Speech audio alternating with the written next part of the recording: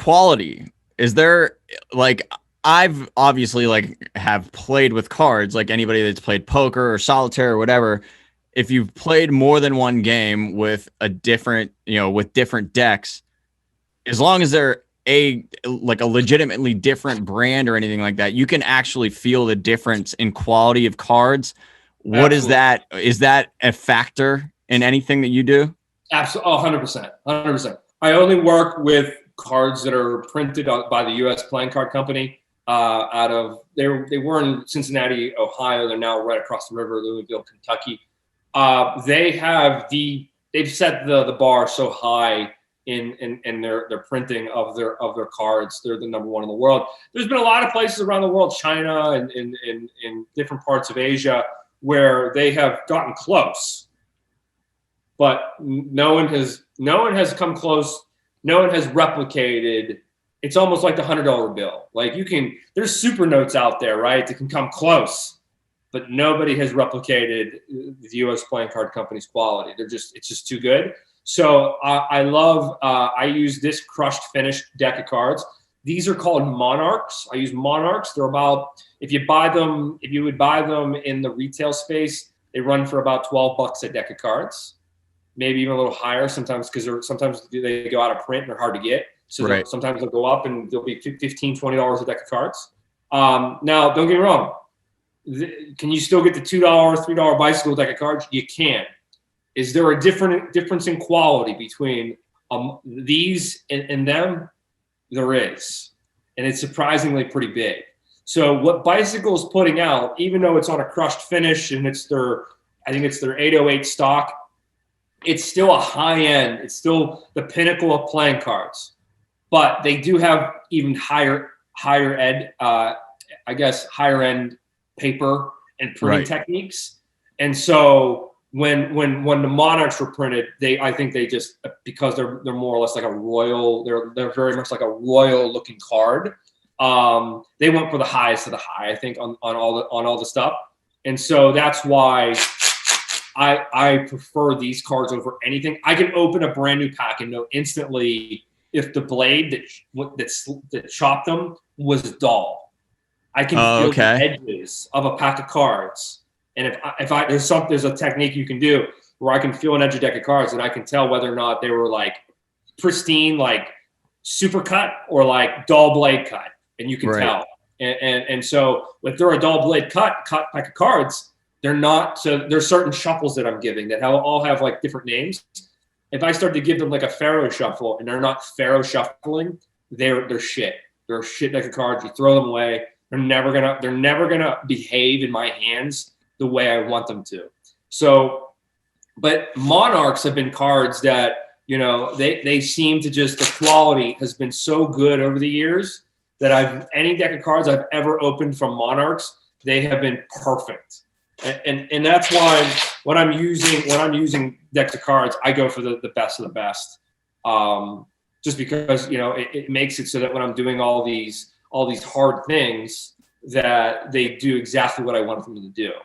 But because how it works is really, other than getting a bad chopped deck of cards or lower quality in terms of the paper, what happens really is, like, as the cards are brand new and your oils from your hands start to get on the edge of the deck of cards, they really start to break in.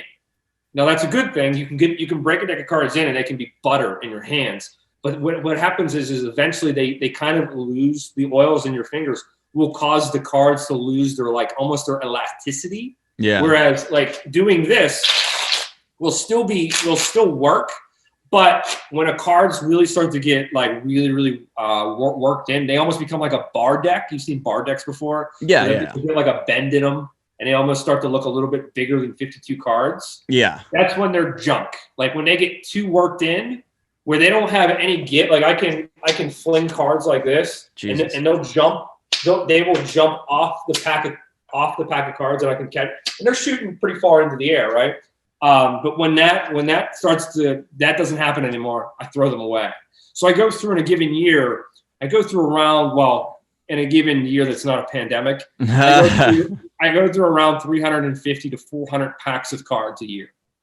When I'm doing regular shows, Yeah, it's a lot of playing card buying a lot of playing cards. So and the reason why is that a pack of cards in my hands will only last a few hours because I ruin cards. I sign them, I tear them, I'm bending them, and as cards are getting removed from the pack of cards, once 10 to 12 cards are gone, the cards become too thin.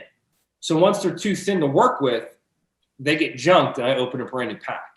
Yeah. So I'm almost always working with new decks of cards, and that's what my fingers like. So that's great. Well, because I know I just happen to be perusing your site because I try not to come into things completely unprepared. I looked at your website and I saw your store. oh Those yeah, are not cheap. no, there's expensive playing cards out there, man. Yeah, and it's funny, like as one of the like side hustles I've always kind of done is I've always done like the merch and printing my own playing cards and having my own stuff. But there are certain playing cards out there that like I love the art that goes into crafting a pack of cards. I think Yeah. it's one of the coolest art forms. It's literally it's like making 52 like paintings. Right. It's 52 pieces of work. It's 52 pieces of artwork all crammed into one little cool design box. It's like when I would perform, there is a piece of magic that I do in my show that it teeters on the art world, right? And it's something I do with the Mona Lisa.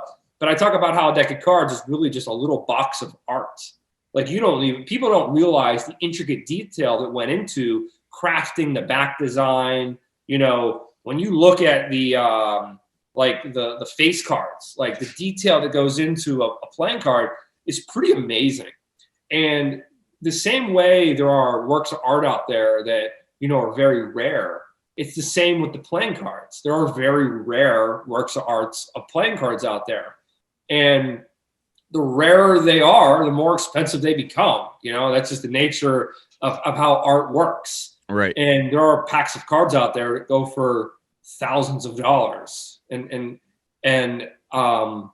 it's just it's a cool little world, man. But at the end of the day, they're just regular decks of cards. But it's like I said, it's about the crafting of the art that goes into it. It's really fun.